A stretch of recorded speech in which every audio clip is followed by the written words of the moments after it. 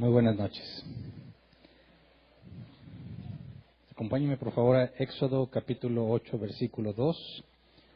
Nos vamos a enfocar en la segunda plaga. Dice, si no los dejas ir, infestaré de ranas todo tu país. Y bueno, la semana pasada vimos la plaga de sangre, ¿verdad? Y el impacto que debió tener sobre todo Egipto. Sobre todo porque no había agua para beber, ¿verdad? Y el Nilo, siendo símbolo de una deidad importante para Egipto, bueno, había sido herido y ninguno de los dioses egipcios pudo librarlos de la plaga. Después de los 7 días que tomó la plaga de sangre, vamos a ver hoy que Dios le ordena a Moisés que se presente de nuevo ante Faraón. Vamos a Éxodo 8:1, versículo 1 del capítulo 8. Dice, el Señor le ordenó a Moisés, ve a advertirle al Faraón que así dice el Señor, deja ir a mi pueblo para que me rinda culto. Segunda plaga, ¿verdad? Pero no es la segunda vez que le dice esto. Esta ya es la cuarta vez, ¿verdad? La primera vez que se presentó, la segunda cuando hizo la señal, la tercera cuando la plaga de sangre, ahora con la plaga de ranas vuelve a pedir lo mismo. Ahora, Dios tiene el poder para librar a su pueblo sin tener que ir a pedirle nada a Faraón, ¿verdad? Así que recordemos que no es que Dios esté limitándose o algo esté limitando a Dios y tenga que pedirle permiso. Dios puede hacer que su pueblo salga de una sola vez, pero ya había revelado Dios que su intención, además de liberar al pueblo, es mostrar su poder, ¿verdad? Mostrar su poder a todo Egipto y mostrar su poder a los israelitas. En el capítulo 6, si mal no recuerdo, había dicho que iba a manifestar su nombre de una manera que no se había conocido. Y dijimos que el nombre, literalmente hablando, ya era conocido. Así que lo que se refería es a lo que el nombre representa. Vimos que en aquellos tiempos el nombre describe a una persona. Y cuando Dios le dijo a Moisés que iba a mostrar su nombre, un nombre que no había sido revelado, no está hablando al nombre en sí, sino a el poder de Dios, ¿verdad? Manifestar su poder. Así que cuando vaya y hace la petición, deja ir a mi pueblo para que me rinda culto, Dios ya había advertido que esto no iba a pasar así, ¿verdad? Entonces lo hace para seguir lidiando con Faraón y con los egipcios. Ahora, versículo 2 al 4, dice, si no los dejas ir, infestaré de ranas todo tu país. El Nilo hervirá de ranas y se meterán en tu palacio y hasta en tu alcoba y en tu cama y en las casas de tus funcionarios y de tu pueblo y en tus hornos y artesas. Se treparán sobre ti, sobre tu pueblo y sobre tus funcionarios. Ahora la NBI dice hervirán. Dice, el Nilo hervirá de ranas. La palabra hervirá, sharatz, es enjambrar. Y nos quiere comunicar la idea de lo que es un enjambre, ¿verdad? Muchísimas cosas juntas, animales, abejas o lo que sea. Entonces, cuando dice que el Nilo enjambrará ranas, está diciendo que van a salir bastantes, demasiadas ranas. Nos dice que van a estar en todos lados, incluso en los hornos y artesas. Ahora, los hornos, pues sabemos cómo es un horno, ¿verdad? Incluso los más antiguos. Tenemos una idea de lo que es un horno, pero ¿qué es una artesa? Cuando yo voy a buscar el original en la artesa, me dice que el hebreo es misheret y se traduce como artesa. Así que me dejo con las mismas. ¿Qué es una artesa? ¿Me ponen por favor la primera imagen? Una artesa, según el Real Diccionario de la Real Academia Española, es un cajón, según la RAE, un cajón cuadrilongo, por lo común de madera, que por sus 4 lados se va encostando hacia el fondo y sirve para amasar el pan y para otros usos. Así que esta es la artesa. Es un ejemplo, ¿verdad? Y esta imagen está tomada de una artesa muy antigua de España, o sea, no es propiamente de la región de Egipto, pero en esencia es el mismo objeto, ¿verdad?, que conocían. Ahora, estos lugares donde se amasa la masa, así como los hornos, son lugares secos, ¿verdad? Es importante que notar que cuando dice que aún en los hornos se meterán, los hornos son lugares que las ranas no buscan por naturaleza, ¿verdad? Las ranas están en lugares húmedos. Los hornos y las artesas son lugares secos. ¿Qué haría una rana o muchas ranas en esos lugares? Bueno, van a ser tantas ranas que aún en esos lugares van a haber. De manera que nos da o nos debe comunicar la idea de la cantidad impresionante de ranas que serían. Ahora, cuando nos dice en el versículo 4, se treparán sobre ti, esta palabra trepar, alá, en hebreo, se traduce como subir, ascender o escalar. Y se considera que nos indica la especie de rana que se está mencionando. Ahora, según el comentario de Ellicott, dice, se considera que la rana aquí mencionada es la rana mosaica. Una característica principal de esta rana es que se arrastra en lugar de saltar y croa perpetuamente. O sea, siempre está croando, siempre está haciendo ruido. Ahora me pone la siguiente imagen, por favor, de la rana mosaica, que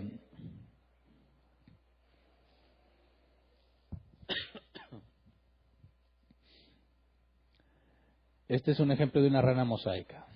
Vamos para que nos demos una idea. No conseguí una escala, ¿verdad? Pero no son muy grandes.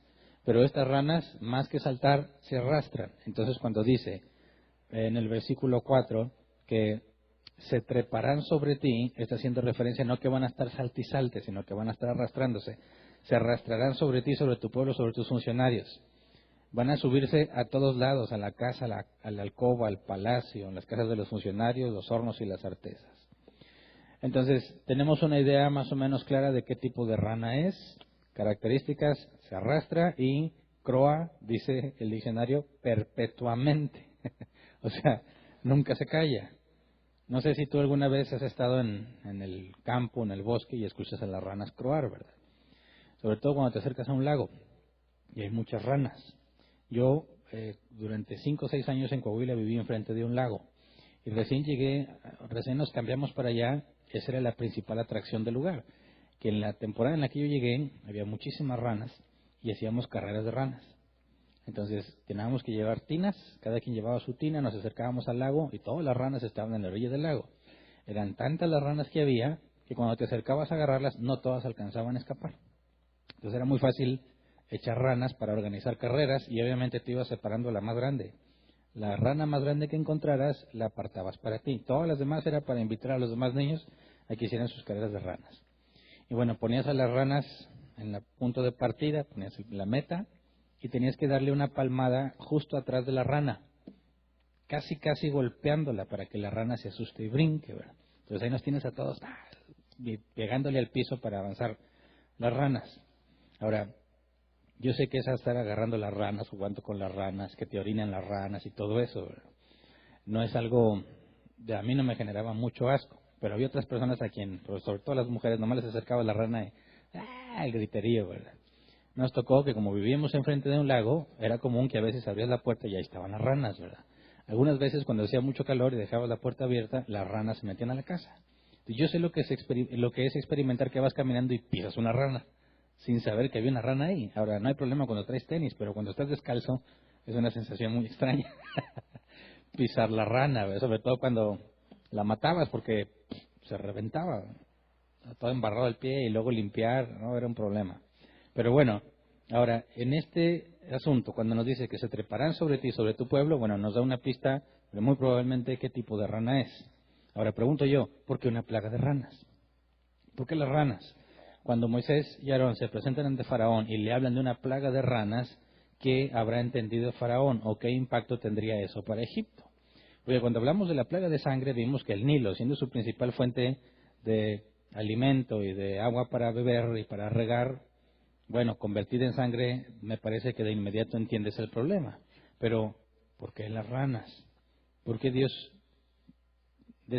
ordenó que el problema tuviera que ver con las ranas? Bueno, por eso hay que irnos al contexto cultural. El comentario de Ellicott dice, las ranas eran animales sagrados para los egipcios, quienes las consideraban símbolos del poder procreador y la asociación especialmente con la diosa Heket, a quien representaban como una mujer con cabeza de rana.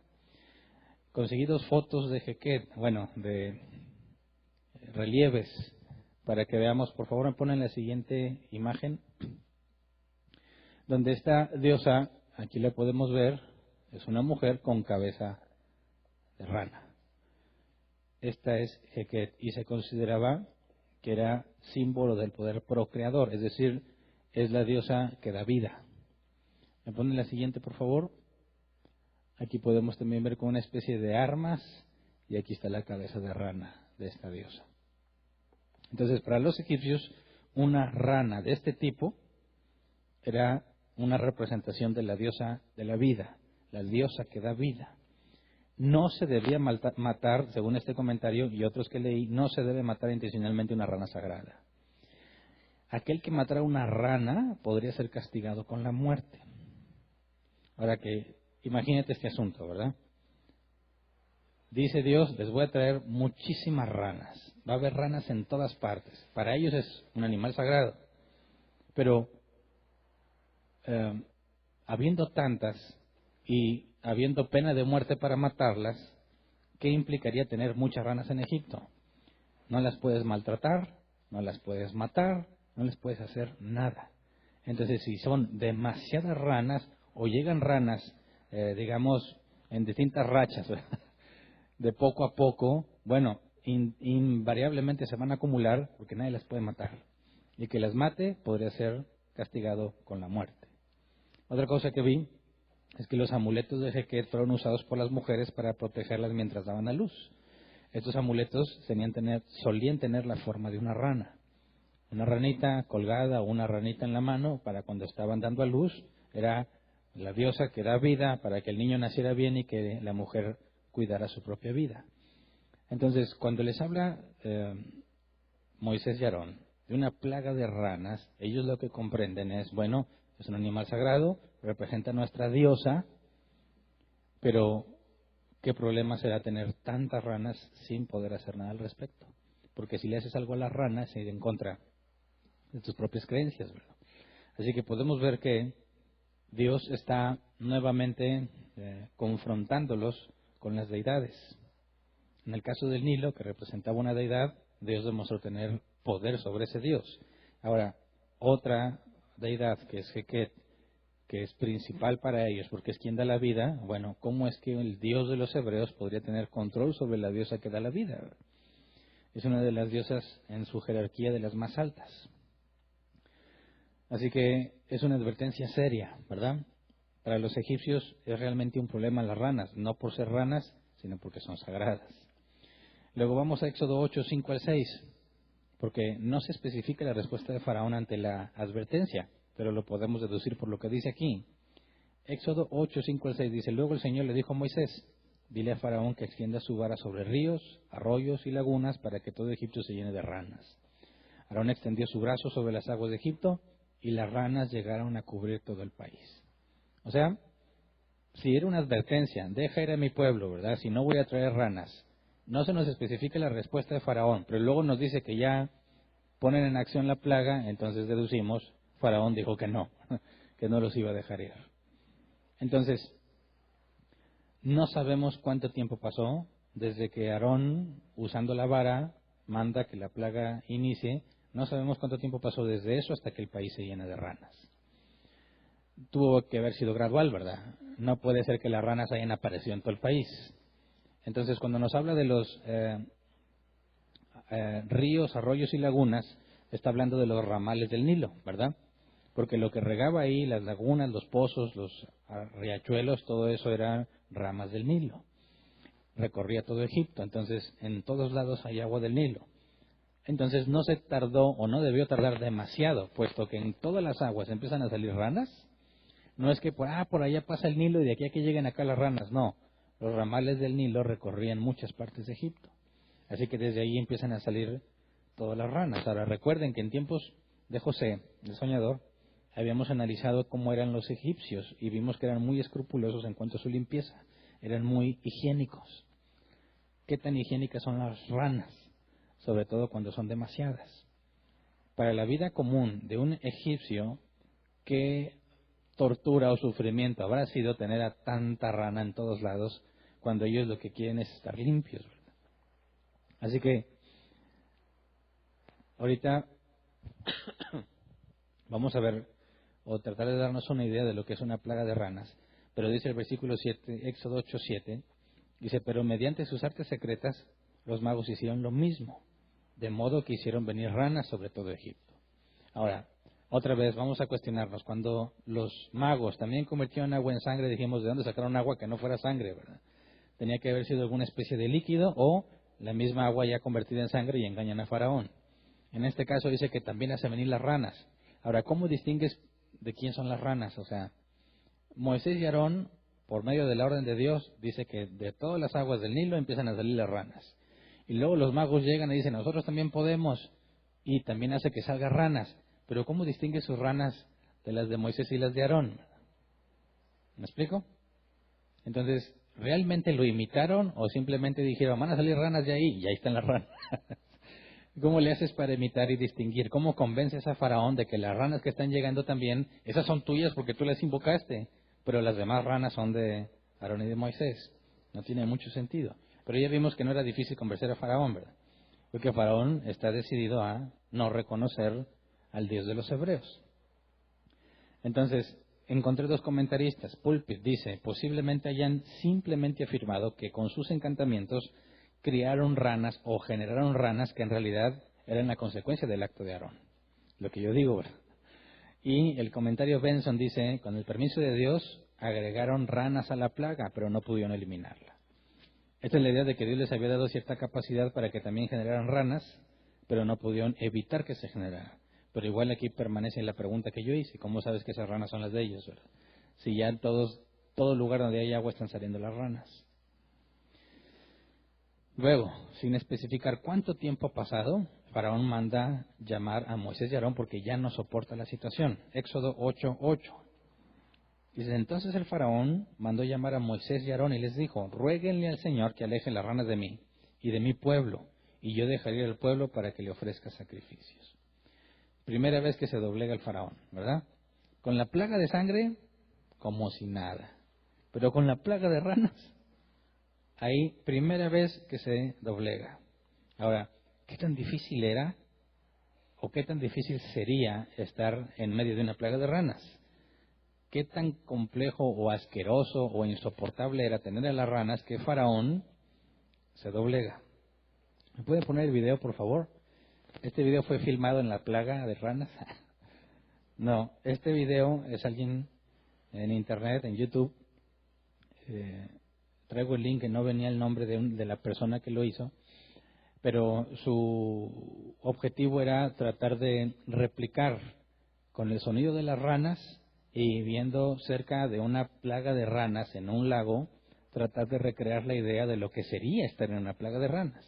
Así que este video tiene un audio que representaría estar en medio de las ranas. Así que son 40 segundos, por favor pongamos atención.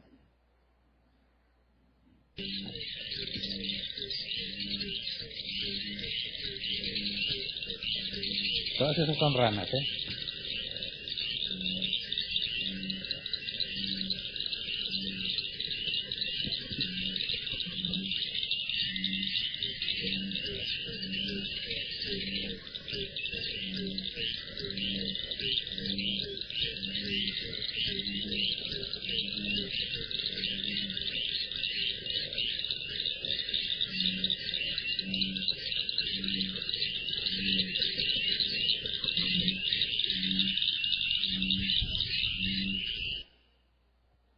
No son la misma especie de ranas. Pero lo que hizo esta persona del video es que dice que grabó 17 ranas croando. E individualmente cada rana la grabó y luego las mezcló en un solo audio. ¿Escuchaste el ruido constante? Ahora imagínate escuchar a miles de ranas que específicamente esa especie de rana no deja de croar. ¿Cómo habrá sido tener miles de ranas en todo el país croando todas juntas al mismo tiempo sin que puedas evitarlo? Porque cuando ya te cayeron gordas las ranas, no puedes hacer nada porque representan a la diosa Heket. Y si las matas, te pueden quitar la vida. Ahora, ¿viste la cantidad de ranas que había? Llega un momento en que ni siquiera pueden brincar, nada más se arrastran. Ahora, ¿qué será o cómo será caminar entre tanta rana sin matar a ninguna rana? ¿Cómo le haces para caminar entre esos lugares sin matarlas? Me puse a buscar de plagas de ranas en algunos lugares y encontré que en algunos países, como por ejemplo en China, se ha presentado una plaga de ranas, no con las dimensiones o características bíblicas, sino teniendo un lago cercano, hay muchísimas ranas. En el caso que yo estaba leyendo era un hotel, en sus Los que estaban hospedando en el hotel, bueno, tenían el problema de que cuando trataban de salir del hotel estaba todo lleno de ranas. Y pues las pisaban y las mataban, y los del hotel lo que hicieron fue tratar de generar un camino libre con escobas. Salían y empezaban a barrer las ranas tratando de hacer un camino para que las personas que están en el hotel puedan pasar sin tener que pisarlas. Ahora, todo el país lleno de ranas. ¿Cuánto tiempo o energía tendrías que invertir para mantenerlas fuera de tu casa? Porque en todos lados están. ¿Tú crees que la gente simplemente dijo, pues ahí déjalas y se duermen? No, ¿verdad? Tenía que ser un esfuerzo constante sin maltratar las ranas, tener que echarlas en alguna especie de, no sé, cubeta o algo para poder sacarlas con cuidado porque son sagradas. ¿Cuánto tiempo al día? No se nos especifica cuánto tiempo duró esta plaga, pero cuánto tiempo tendrían que haber invertido en todo el día. Imagínate, se tuvo que haber suspendido labores en todos lados, ¿verdad? Nadie podría ir a trabajar, nadie podría ir a seguir construyendo las pirámides o lo que estuvieran haciendo, a salir a sembrar, porque no puedes hacer el arado, no puedes incluso ir a los campos, porque puedes matar una rana. Así que realmente están en jaque mate, ¿verdad? Tienen que cuidar mucho las ranas, tratar de mantener sus casas limpias, pero cada vez llegan más. Y Faraón no se salva de eso, también está padeciendo. Así que fue tan insoportable que los manda a llamar. Y les dice, ruéguenle al Señor que aleje las ranas de mí. No, que no sabía cuál Dios era. No, que ¿y quién es ese Dios para que yo le obedezca? Aquí podemos ver que dice, ruéguenle al Señor que aleje las ranas de mí y de mi pueblo. Y no está hablando de ordenar, sino de que por favor intercedan por él. Realmente lo doblegó, realmente fue insoportable aún para él estar rodeado de ranas sin poder hacer nada al respecto. Dice, yo dejaré ir al pueblo para que le ofrezca sacrificios. Está dispuesto a aceptar, supuestamente, está dispuesto a aceptar que se vayan, quedarse sin la mano de obra que dijimos que sería algo muy grave para Egipto, pero está dispuesto a que se vayan con tal de librarse de las ranas. Ahora pregunto yo, ¿qué pasó con su diosa? ¿Por qué la diosa de ellos no deja de molestarlos cuando es la dadora de vida? Porque él les amarga la vida. ¿Cómo es que su propia diosa, según la perspectiva egipcia, está en contra de ellos? ¿Me explico? Imagínate, tú crees que hay una deidad y que es la que da la vida y todas las mujeres que se van a aliviar tienen sus amuletos. Bueno, ¿qué pasa o qué sentirán que de repente su diosa se vuelve contra ellos? Porque es una invasión, ¿verdad? Si ellos creen que controla las ranas y que las ranas la representan a ella, ¿cómo es que su diosa está en contra de su propio pueblo? ¿Qué clase de Dios es el Dios de los hebreos que pone a su Dios en contra de ellos? Que es capaz de herir al Nilo y les afecta, y ahora es capaz de manipular incluso a la diosa Heket para que esté en contra de ellos. Es un mensaje muy claro, ¿verdad? Está poniéndolos en una situación totalmente humillante, porque el Dios de los hebreos puede controlar a sus dioses. Así que no nada más es difícil imaginar la situación de estar ahí, sino también digamos, su moral, ¿verdad? Cómo se sienten, su cosmovisión, lo que ellos piensan que es el mundo espiritual, está totalmente sin control, está en contra de ellos mismos. ¿Qué clase de Dios es el Dios de los hebreos que pone a los dioses de Egipto contra el propio Egipto, ¿verdad? Así que debió ser un golpe muy duro. Por eso podemos entender que Faraón se doblegue. Pero luego dice Éxodo 8, 9 al 11, Moisés le respondió, o sea, atienden al llamado, ¿verdad? Moisés se presenta y dice, dime cuándo quieres que ruegue el Señor por ti, por tus funcionarios y por tu pueblo. Las ranas se quedarán solo en el Nilo y tú y tus casas se librarán de ellas. Fíjate, ¿por qué le pregunta, tú dime cuándo? ¿Por qué no dijo Moisés, bueno, ya, pues ya? No, le dice Faraón, tú dime cuándo quieres que le quite la plaga. Fíjate bien, cualquiera que pensara que es una causa natural o un fenómeno natural, tendría que reconocer que si es un fenómeno natural, no hay poder humano que lo inicie y lo termine a su propia voluntad, ¿verdad? Porque la plaga de ranas empezó con la vara de Aarón. Y lo que Moisés le dice es, dime cuándo quieres que ruegue por ti para que se quite. Esto estaría comunicando la omnipotencia, la soberanía de Dios, que demostraría que los magos que trataron de imitar estarían equivocados. Porque si los magos pueden controlar la generar las ranas, ¿por qué no pudieron impedir que se sigan generando ranas? ¿Por qué no pudieron detenerlo? Segundo, ¿cómo es que Moisés y Aarón tienen poder para iniciarlo y para terminarlo? Supuestamente siendo mediadores de su Dios. Entonces Moisés le está diciendo a Faraón, tú dime cuándo para que veas el poder de Dios, ¿verdad? Que esto no es un fenómeno natural, sino que Dios decide cuándo empieza y cuándo acaba, y te doy la oportunidad de que me digas cuándo. Versículo 10, mañana mismo contestó el Faraón. Le preguntes, ¿por qué mañana? Si tú estuvieras ahí, ¿le dirías mañana o le dirías ya mismo, ya, verdad? ¿Por qué mañana? Bueno, si tratas de pensar en términos prácticos y tienes ranas en todo el país, ¿cuánto tiempo se tardaría alguien en llevarse todas las ranas? ¿Cuánto le calcularías? Si dices mañana, es un síntoma de necedad. Que, no te preocupes, no estoy tan mal, con que mañana se vayan. ¿Es eso? ¿O realmente cuando dice mañana está refiriéndose a lo más pronto posible? Porque él, un faraón que tiene a cargo un imperio muy grande y que sabe que las ranas están en todas partes, ¿cuánto tiempo le tomaría a alguien, aunque todos trabajaran al mismo tiempo, remover todas las ranas? Sería algo que necesariamente tomaría varios días, muchos días. Así que cuando le dicen mañana, es muy probable que se refiera a lo más pronto posible, ¿verdad? No necesariamente hoy mismo, porque quizás sería totalmente imposible. Pero decir mañana estaría haciendo Faraón como si fuese lo más rápido que él podría pedir o solicitar que las ranas se fueran.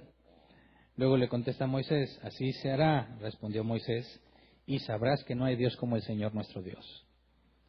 Cuando le pregunta, ¿cuándo quieres que ore por ti?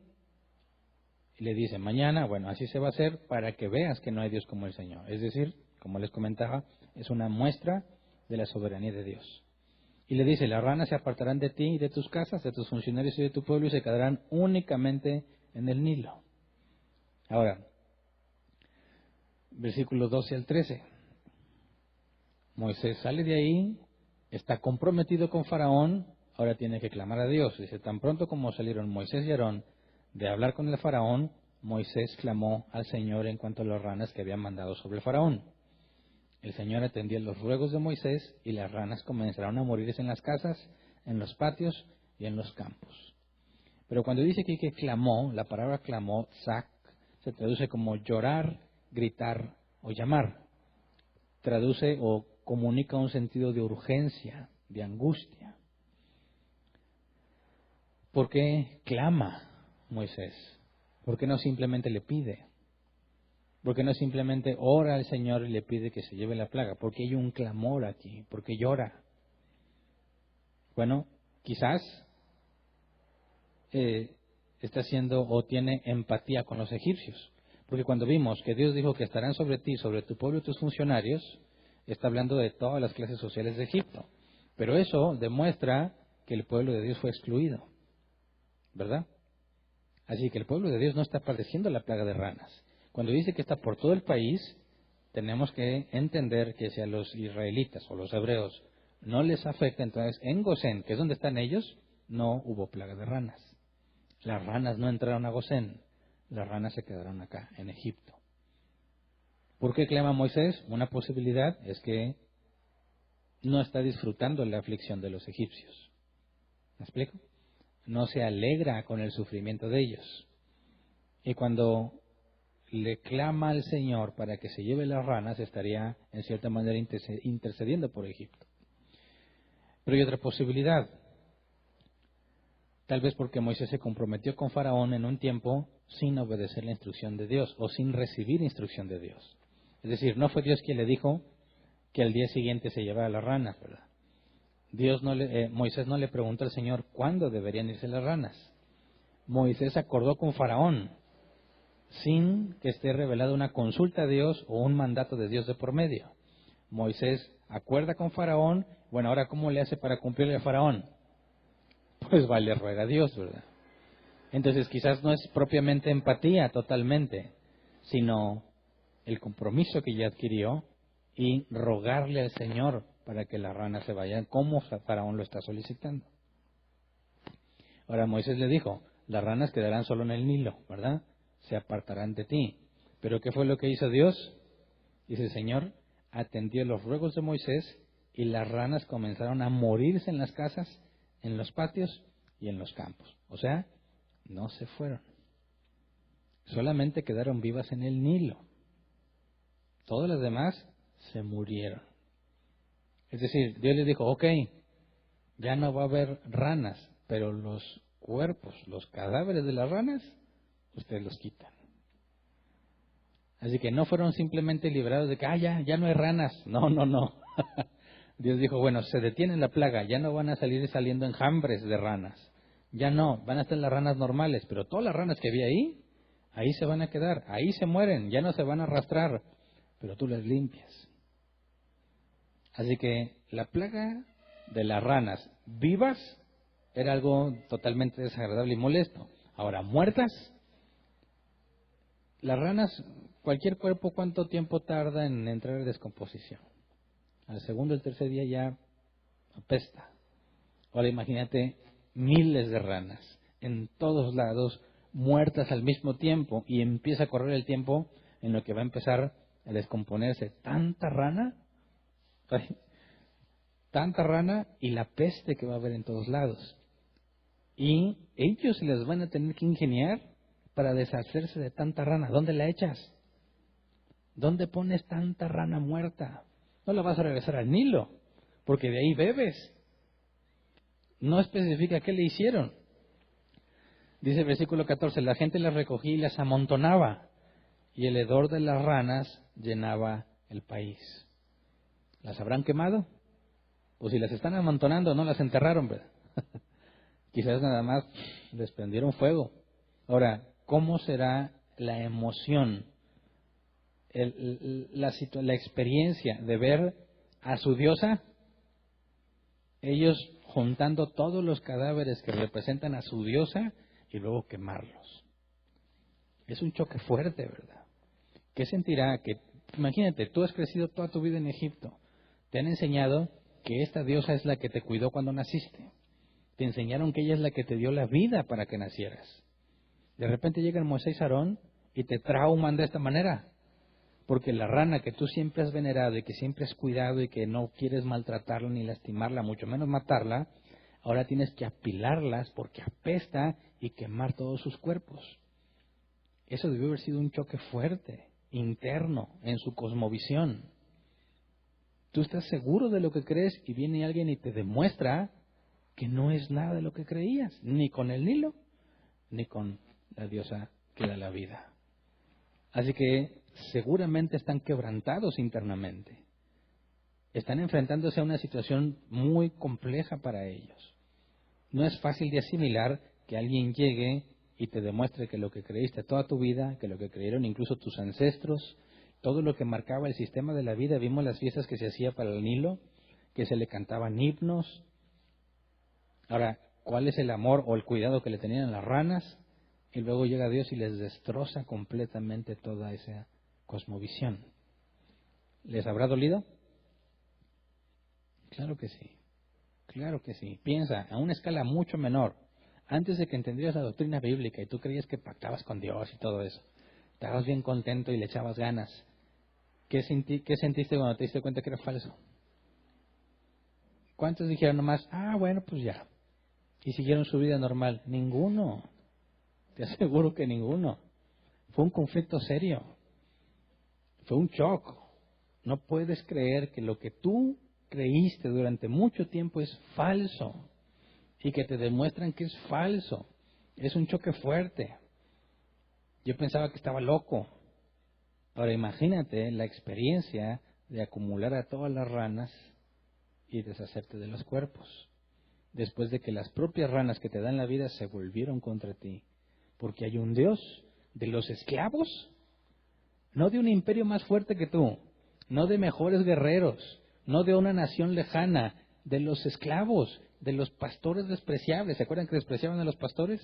De los pastores despreciables, el Dios de ellos, de los insignificantes, Estás destruyendo a tus dioses y poniéndolos en tu contra. Así que definitivamente es algo muy difícil para los egipcios. Muy difícil para los egipcios, pero ¿es injusto? ¿Está siendo Dios injusto con ellos? ¿Malvado con ellos? Dios no puede ser malvado, Dios es bueno. Está haciendo justicia con ellos. Los tienen esclavizados a los hebreos, no los quieren dejar ir.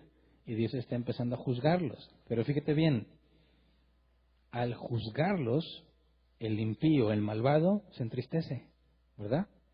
Sufre, padece.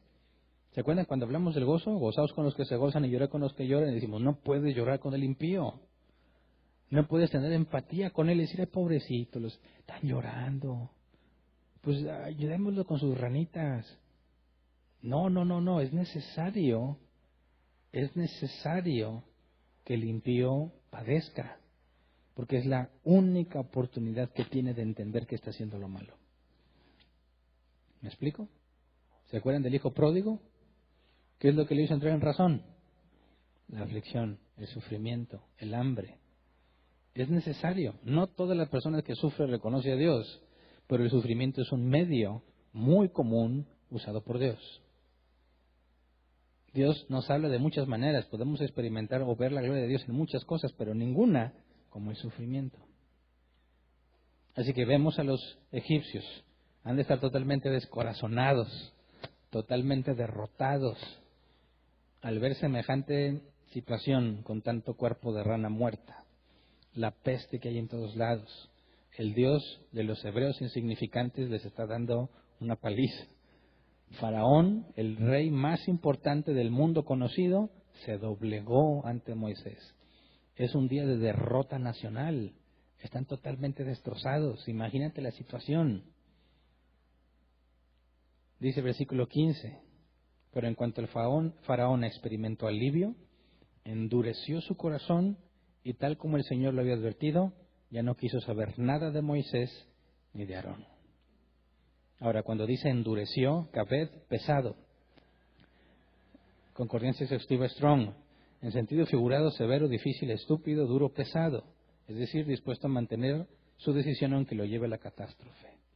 Pero esta es la primera vez, cuando Dios mostró sus señales por medio de Aarón y Moisés, con la vara convirtiéndola en serpiente, dice que el corazón de Faraón se endureció. Con la plaga de sangre, dice, el corazón de Faraón se endureció. Pero en esta plaga, dice, el Faraón endureció el corazón. Cuando se dio la muestra de la vara convirtiéndose en serpiente, ni cosquilla le hizo Faraón, ¿verdad? Dice, el corazón de Faraón se endureció, es decir, es algo que Faraón no hizo en sí mismo. Simplemente estaba duro, obstinado, pesado, no acepta. La plaga de sangre, igual. Pero en esta, ¿qué pasó primero? Dijo, no, ya ruéguenle al Señor. Se dio cuenta, ¿verdad? Le dolió, tuvo que reconocer el poder de Dios. Pero luego cuando ya se siente aliviado, ¿cuánto tiempo tuvo que haber pasado en que limpiaran a todas las ranas?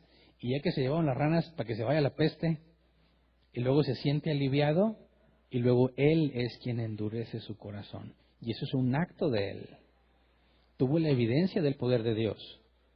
Tuvo el quebrantamiento, no arrepentimiento, ¿verdad? Se doblegó, no se arrepintió. La muestra de que no se arrepintió es que Él se endurece. Es decir, tiene la evidencia de que el Dios de los hebreos es más poderoso que el Nilo, que el Dios del Nilo y que el Dios que da la vida. Reconoce que hay grandeza en el Dios de Israel, pero Él mismo insiste o decide permanecer en su postura. Y eso no es nada más, eso no es algo que simplemente haga Faraón, ¿verdad? Muchas veces hacemos lo mismo. Lo puedes ver en muchísimos casos. Tú estás seguro que tienes la razón, viene alguien y te demuestra que estás mal, y nomás por puro orgullo no aceptas. No sé si alguna vez te ha pasado o has visto que lo hagan. Ya les demostraste que están mal y que no es cierto, y como que pues no me importa, yo me mantengo en esto. Se endurecen, es lo mismo que está haciendo Faraón. Tienen que ser necios y permanecer en su postura, en su decisión, aunque no la puedes comprobar, no la puedes defender. Cuando estás en una doctrina equivocada y alguien viene y te dice cosas bíblicas que contradicen lo que tú tienes, ¿a poco lo aceptaste así ya? Claro que no. pataleaste, patadas de ahogado, ¿verdad? Pero trataste de, no me importa, yo le creo más a mi apóstol. ¿Por qué no lo reconociste? Por necio. Porque endureces tu corazón. Eso es lo que está haciendo Faraón. Fíjate bien, Dios dijo, voy a endurecer a Faraón. En esta tercera plaga aún no vemos que Dios lo está endureciendo en un sentido activo. Pero sí lo está endureciendo porque nada pasa sin la voluntad de Dios. Pero no en un sentido activo, sino en un sentido pasivo. Dios dejó que el corazón de Faraón siguiera pesado, necio, duro. En la primera demostración con la vara, luego con la plaga de sangre, Dios lo está dejando que siga duro, pero con esta, Dios está dejando que Faraón se endurezca a sí mismo. Que a pesar de la evidencia diga, no me importa, yo no quiero saber nada de Aarón y Moisés. Como ya se sintió aliviado, ya se le quitó el problema, piensa que puede seguir teniendo el control y desiste. Ahora, esto yo lo he visto en muchas personas que supuestamente se acercan a Dios. Llega un momento en que están desesperados, están quebrantados y dicen, yo quiero que me hables de Dios, quiero que me digas el Dios de la Biblia, Él me puede ayudar, Él me puede cambiar. Y le dice, sí, y le hablas de la Biblia y dice, yo quiero seguir. Y bueno, en ese día parecía que estaban bien dispuestos. Pero luego pasa el tiempo y ya no les interesa, porque ya no se sienten mal, porque ya no se sienten quebrantados, ya no se sienten necesitados. De alguna manera se aliviaron, descansaron, aliviaron su conciencia y ya no les importa. A algunos les toma unos cuantos días, a otros les puede tomar años. Pudieron haber dicho que son cristianos y que son cristianos y que son cristianos hasta que lleguen al punto y dicen, ya no me importa. No soy, hombre. Tienen mucho conocimiento, vieron muchas cosas, pero se endurecen. Decían que buscaban a Dios porque tenían necesidades, tenían problemas, pero al momento en que deja de ser una prioridad para ellos resolverlo, ya sea que Dios les haya ayudado o no, dejan de interesarse en Dios. Así que esto de que el faraón endurece su corazón es algo que el ser humano hace en muchas cosas y en muchas situaciones en su vida. Cuando te convencen que estás mal, pero no quieres aceptarlo, te endureces. Cuando tuviste evidencia de que hay un Dios, muchos de nosotros, siendo ateos, podías decir, oye, esta es una buena argumentación, es una buena razón para creer en Dios, pero como que no voy a creer, te endureces. Faraón lo vemos como una persona muy mala, ¿verdad? Qué malo es Faraón. Nosotros hacemos lo mismo que él, muchas veces. Así que tenemos que ver a Faraón no como necesariamente un hombre súper malvado, sino como un hombre natural. Tú y yo, sin ser regenerados en su situación, hubiéramos hecho exactamente lo mismo. ¿Por qué? Porque la Biblia es clara. El que no ha nacido de nuevo no busca a Dios.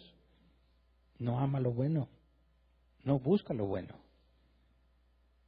La crisis momentánea, la desesperación, el dolor sin arrepentimiento lleva a que nos dobleguemos, no que nos arrepintamos. El arrepentimiento no lo puede provocar una circunstancia. El arrepentimiento es algo que viene de Dios. Pero nosotros tenemos que estar listos a reconocer cuándo realmente alguien está arrepentido y cuándo no. ¿Y cómo lo puede saber? Por sus obras. Si alguien dice me arrepiento, pero sigue siendo lo mismo, miente. La palabra arrepentimiento bíblicamente tiene que ver con un cambio en tu manera de pensar. Pero nuestro idioma arrepentirse lo entendemos muchas veces como remordimiento o culpa. Sentimos remordimiento y culpa y digo, oh, estoy bien arrepentido. No es cierto, no estás arrepentido. Porque el momento en que se te calme la conciencia, vas a volver a hacerlo. Es cuando comes tanto y comes tanto que dices, ya no vuelvo a comer, y en la mañana siguiente ya tienes hambre. Ay, me arrepiento de comer tanto. Primera oportunidad que tienes y vuelves a comer mucho. No te arrepentiste. Te sentías culpable, te remordía o tu cuerpo estaba quejándose por lo que hiciste. Pero eso no es arrepentimiento. Yo no sé si Moisés le creyó a Faraón, pero más adelante vamos a ver que Moisés aprende que Faraón no se arrepiente. ¿Le duele? Sí. ¿Está padeciendo a Faraón? Sí. ¿Está doblegado? Sí, pero no arrepentido. El arrepentimiento solo viene de Dios. Y por eso la Escritura nos enseña que si tu hermano se arrepiente debemos perdonarlo. Porque si se arrepintió es porque Dios le dio el arrepentimiento, no es algo que proviene de él. Pero saber si se arrepintió consiste en la evidencia de sus obras. Si dices, ya no vuelvo a hacer esto, ya no lo vuelves a hacer. Y eso demostraría que Dios te dio arrepentimiento. Pero hay situaciones en las que toma tiempo darnos cuenta, ¿verdad? Entonces Faraón endurece su corazón, decide negar la evidencia que recibió, la evidencia de que sus dioses no tienen el poder que él cree, de que aún el dios Ra, que supuestamente desciende de Faraón y es un hijo de los dioses, ni siquiera los puede librar del Dios de los hebreos. Y aún así decide permanecer necio. Y Dios lo deja. Así que vamos a ir rastreando cómo Dios, de forma activa o pasiva, permite o hace que Faraón permanezca necio. Esa es apenas la segunda plaga, ¿verdad? Todavía faltan 8. Así que hasta aquí vamos a dejarle hoy. Vamos a ponernos de pie y vamos a orar.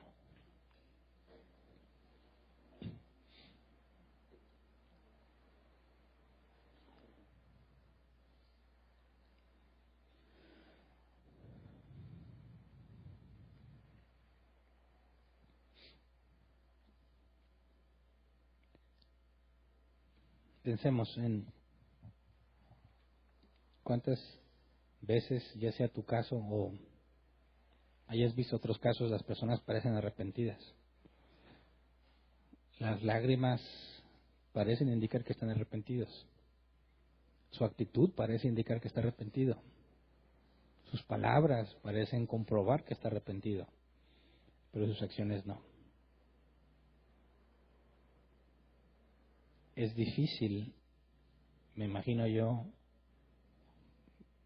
estar en el papel de Moisés, ver que la gente sufre y ver que su rey, quien tiene el poder para acabar con el sufrimiento, no quiere dejar de hacer lo que hace, no quiere reconocer a Dios. Ver que está doblegado siempre da una esperanza, ¿verdad? Sea en el caso de un familiar, algún amigo, cuando lo ves doblegado y dolido, piensas, tal vez Dios lo va a cambiar. Tal vez ahora sí Dios se manifieste a él. Y se vuelve muy decepcionante cuando te das cuenta que no, ni el llanto, ni las palabras, ni su comportamiento, ni su actitud eran genuinos. Muchas veces el arrepentimiento está escondido, más allá de las emociones. No porque estés arrepentido lloras. No porque estés arrepentido muestras que estás arrepentido. El que Dios le ha dado arrepentimiento y simplemente cambia. Esa es la verdadera evidencia. Y eso es lo que hay que aprender. No caer en el emocionalismo, que porque alguien llora, seguramente debe ser verdad lo que dice, porque llora. O porque alguien dice que le duele, es que me duele. Bueno, a lo mejor Dios ya lo cambió. No, eso no tiene nada que ver. Ni el dolor, ni el llanto, ni las palabras demuestran que alguien se arrepintió. Tiene que haber evidencia. Y en nuestro caso, eso es lo que debemos clamar a Dios. Cuando pecamos, no nada más es decirle perdón, Señor, sino cámbiame.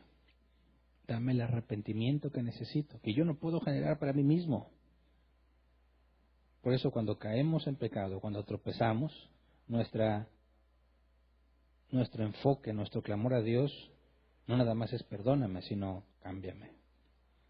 No puedes tú comprometerte, Dios ya no lo voy a hacer porque no depende de ti. No tienes la capacidad de cambiarte a ti mismo. Tendrías que pedirle a Dios, no me dejes ser el mismo. Cámbiame, no importa cuánto duele. Haz lo que tengas que hacer conmigo, pero quiero ser diferente. Yo no quiero ser así. El primer paso para el arrepentimiento es reconocer que no proviene de ti. Y rogarle a Dios. Si eres su hijo, te lo va a conceder. Porque te ama. ¿Verdad? Pero qué necio, qué iluso es aquel que piensa que proponiéndoselo va a dejar de hacerlo. Que se atreve a decirle a Dios o a alguien más, ya, no te preocupes, ya no lo voy a hacer. Cuando ni siquiera está en tu poder dejar de hacerlo. Por eso cuando nos enfrentamos al pecado tenemos que reconocer que no está en nosotros vencerlo, sino que viene de parte de Dios. Y en el pecado, en lugar de ocultarnos de Dios, debemos acudir a Él, porque es el único que puede cambiarnos. El faraón está endurecido porque Dios lo deja así. Pero nosotros no tenemos por qué estar necios. Somos sus hijos. Y podemos entrar confiadamente al trono de la gracia y pedirle que nos cambie, confiando en que nos va a cambiar. No siempre es de inmediato, muchas veces toma tiempo, pero tú tienes que permanecer constantemente diciéndole, Dios, cámbiame. Entonces tienes que esforzar por el cambio, pero reconociendo que no viene de ti. Y llegará el día, puesto que así Dios lo ha prometido, que nos disciplinará. Y vamos a cambiar. Y podemos dejar pecados atrás, siempre y cuando reconozcas que no es un poder que tú tienes.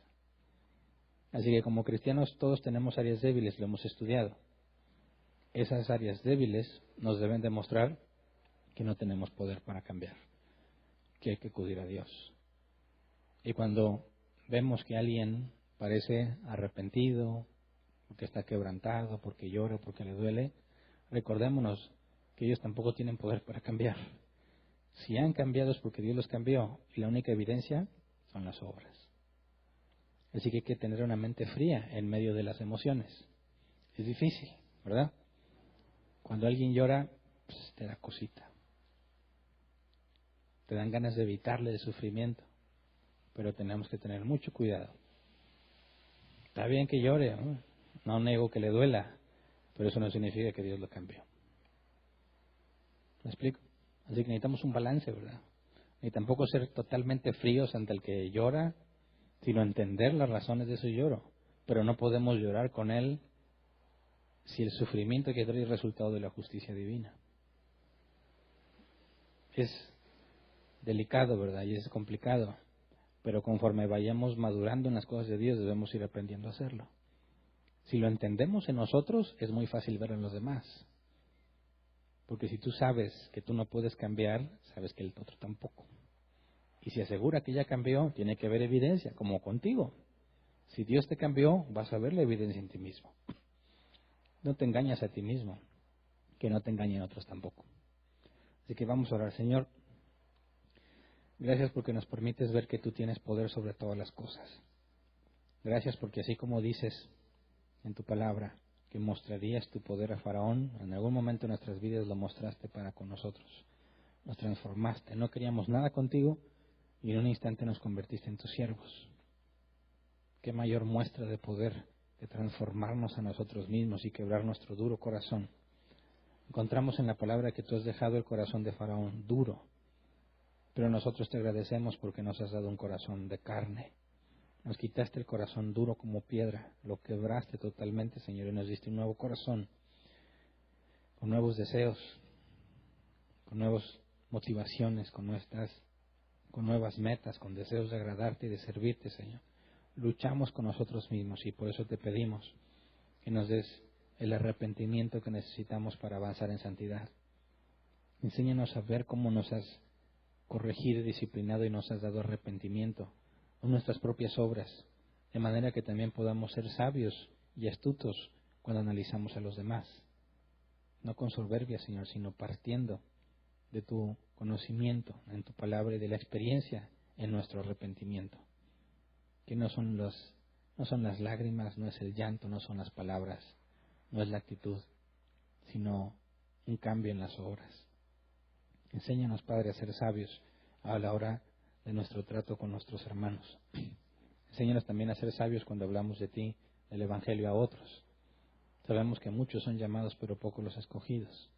Sabemos que no todo el que me dice, dices tú, no todo el que te dice Señor, Señor, es hijo tuyo, Señor, sino aquel que hace tu voluntad, aquel que te obedece. Dice tu palabra que si alguno ama a Dios, le obedece, ama sus mandamientos. Así que enséñanos a ser buenos jueces con nosotros mismos y con nuestro hermano, con aquellos que no te conocen, para no ser presas del emocionalismo, sino poder discernir, Señor, cuando realmente tú estás obrando en una persona. Obviamente todo esto conforme a tu voluntad y a tu misericordia. Gracias por todo lo que has hecho y te pedimos que nos sigas mostrando más de quién eres, de tu carácter, de tu poder, por medio de tus escrituras. Amén. Pueden sentarse. Sección de preguntas. 15 minutos para responder. Si tienes una pregunta, levanta tu mano y te llevan el micrófono. Si nos queda tiempo, respondemos preguntas en línea si las hay. ¿Alguien tiene una pregunta?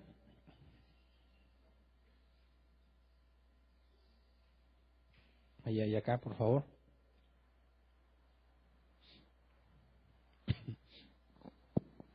Buenas noches. Hernán, no sé si sea alguna variación en la traducción del nombre de la diosa. Yo había leído que se llamaba Eka. Ah, es que lo leíste en inglés. Ujú. Bueno, si tú lo buscas en inglés te lleva a otra diosa, que no es esta. Porque cuando tú lees el comentario te dice que es Heka y que tiene la cabeza de rana. Pero cuando tú buscas deidad egipcia con cabeza de rana, te aparece esta otra. Y cuando tú buscas el nombre tal cual que encuentras en inglés y lo buscas en navegador, te aparece una deidad que no tiene nada que ver con la fertilidad ni con las ranas. Entonces, no sé si se debe a la forma en que se escribe en inglés o un error en el comentario. ¿Acá había otra pregunta?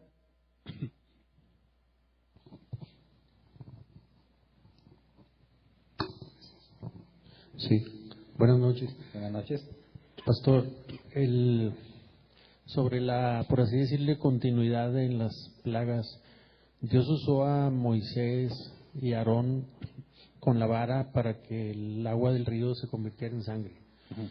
Pero luego esa agua del río vuelve a la normalidad, igual por intervención divina, pero no se menciona nada, o sea, el agua se compuso sola o tiene algo que ver, es pregunta, el 7:25 dice, y se cumplieron 7 días después que Jehová hirió el río. O sea, el agua se convierte en sangre, el río, y luego permaneció convertida en sangre, o en qué momento podríamos pensar que se compuso, que se corrigió, Okay. o permaneció así cuando salieron las ranas. Y de hecho está ligada con otra pregunta que voy a aprovechar para hacerla. Hay unos tipos en Discovery Channel, yo creo que son ateos, que desestiman todas las intervenciones divinas, y en esta cuestión de las plagas ellos mencionan como que cada plaga fue la consecuencia o el resultado del anterior, ¿verdad? Que las ranas surgieron porque había sangre en el río, y luego que los piojos fueron por las ranas, que las moscas fueron por los piojos. Y, o sea, desestiman, Dios no tuvo nada que ver y todo fue por obra de la naturaleza. Bueno, ya aproveché y hice 2 preguntas. Bueno, la primera, recuerda que es agua corriente, ¿verdad? Entonces decíamos, si el agua fue convertida en sangre y los magos tratando de imitar, ya sea que hayan agarrado agua ya con sangre o algún líquido lo hayan enrojecido, bueno, ellos tenían control sobre esa cantidad de líquido específica, ¿verdad? Pero ¿cómo le haces para que el río de agua corriente permanezca convertido en sangre? Porque si tú le echaras algo al agua del río y se hace roja, bueno, la corriente se la lleva, ¿verdad? Para que el río esté 7 días convertido en sangre, eso implicaría que el agua corriente tenía que estar convirtiéndose constantemente en sangre, ¿verdad? Al momento en que se cumpliera el 7.º día, imagínate que ese efecto deja de funcionar y el agua ensangrentada se la lleva la corriente. De manera que llegó el día en que vieron que empezó a correr agua limpia, ¿verdad? Como que ya tuvo que haber tomado tiempo en que se fuera toda el agua ensangrentada. Luego, en el que sigue.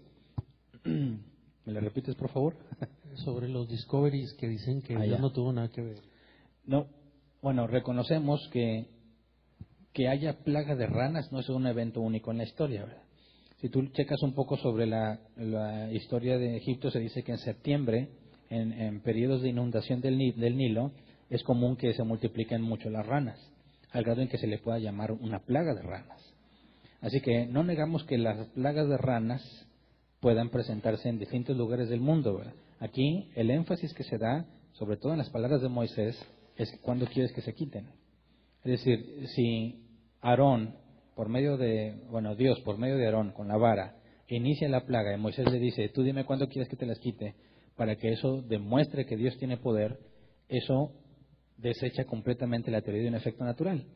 Porque aunque naturalmente haya ranas, cada X temporada del año, no inician ni terminan con el mandato de un hombre en específico.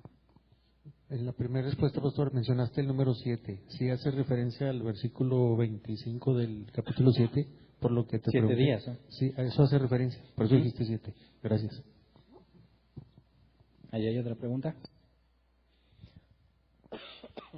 Hernán, uno de los comentaristas también menciona que la población o muchos habitantes empezaron a ir por la plaga de ranas porque era insoportable. Puede ser un razonamiento lógico que sí se haya quedado o que sí se hayan ido muchos habitantes de Egipto conforme iban pasando las demás plagas?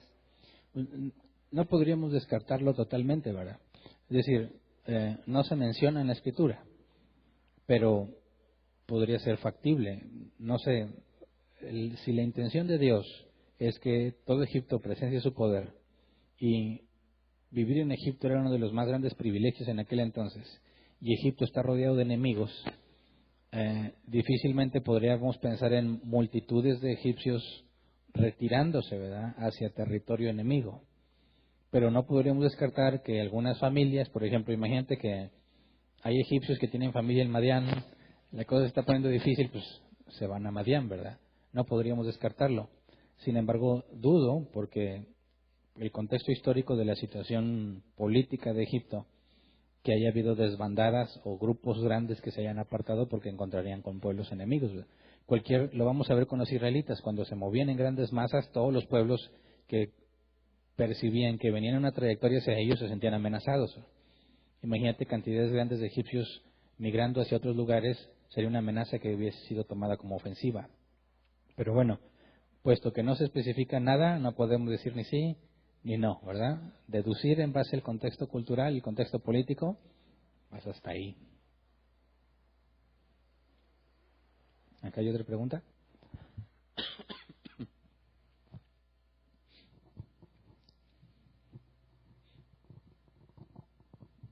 Buenas noches. Buenas noches. Cuando escuché la parte de cuando Dios habla a Moisés, Dios le dice a Moisés, ¿verdad? Yo heriré de muerte a Faraón y después de esto los dejará ir. Y creo que se había mencionado acerca de que Dios ya le había platicado todo lo que iba a hacer a Moisés. Uh-huh. Entonces, vemos por ejemplo, en la plaga de sangre y ahorita en la de las ranas, que Dios habla con Moisés, ¿verdad? Ahora ve y dile a Faraón esto. Entonces, mi pregunta es, yo tenía entendido que supuestamente Dios ya le había explicado todo a Moisés y ya Moisés pues ya sabía qué tenía que hacer, pero aquí vemos como que Dios le dice a Moisés, levántate y ahora sí ve con Faraón y ve y dile esto, como que le está dando información nueva de la que ya le había dado. Uh-huh. Entonces mi pregunta es esa, ¿verdad? Eso está haciendo como que, por así decirlo, referencia de lo que ya te dijo, ve y haz esto, o le está revelando esa información. Bueno, yo creo que es información nueva, porque lo que nos revela es que Dios le había dicho que por medio de maravillas los dejaría ir, pero nunca se especificaron cuáles. De manera que, partiendo también que la revelación de Dios siempre es progresiva, ¿verdad? Lo va mostrando conforme avanza el tiempo, y la instrucción que le da específica en cada caso indicaría que es información de la cual Moisés no conocía, ¿verdad? Porque si hubiese quedado totalmente al criterio, ya te conté todo, ahora tú haz todo, pues ya no queda en claro que es Dios quien está haciendo las cosas, ¿verdad? Sino como si hubiese delegado a Moisés totalmente que reaccione como mejor le parezca lo que hace Faraón. Más bien se les va especificando cosa por cosa y por la información que revela, y no hay ninguna referencia que diga a que Dios ya haya platicado con Moisés todo eso, sobre todo cuando Moisés se enoja contra Dios porque el pueblo lo rechaza. Eso demuestra que no tenía esa información, ¿verdad? Si Dios ya le hubiera contado todo, pues no tendría por qué enojarse contra Dios cuando el pueblo lo rechazó. Pero al enojarse demuestra que era algo que no sabía, ¿verdad? De manera que vimos en ese tema que Dios no le reveló todo, sino que le va mostrando poco a poco lo que debe de hacer. Y quizás puede haber, como por ejemplo en la 10ª plaga, que cuando Moisés va a advertirle a Faraón, Moisés ya sabe de qué trata la plaga. Quizás momentos antes es cuando se le revelaba, pero no necesariamente desde el principio. ¿Sí? Gracias. ¿Alguien más? ¿O ya se acabó el tiempo? Bueno, no sé si se acabó el tiempo, pero se fue el proyector. ¿Hay más preguntas? ¿No? ¿En línea hay? ¿Tampoco? Bueno, terminamos entonces la sesión de preguntas y terminamos la sesión en línea. Para los que nos acompañan en línea, quizás hoy se confundieron un poco o se sintieron confundidos porque empezamos quizás más temprano, ¿verdad? Para ellos, porque cambiaba el horario de invierno. Para nosotros todos ya sabíamos, pero no hicimos el comentario para los que nos acompañan en línea. Entonces, de aquí en adelante, se adelantó el reloj para nosotros, ¿verdad? ¿O se atrasó? Se atrasó, es decir, estamos empezando una hora antes, porque para nosotros ya cambió el horario. Así que los que nos acompañan de otros países que siguen teniendo el mismo horario, por favor tomen en cuenta que también la reunión del domingo va a ser una hora antes. Y bueno, gracias por acompañarnos y espero que nos acompañen también el próximo domingo.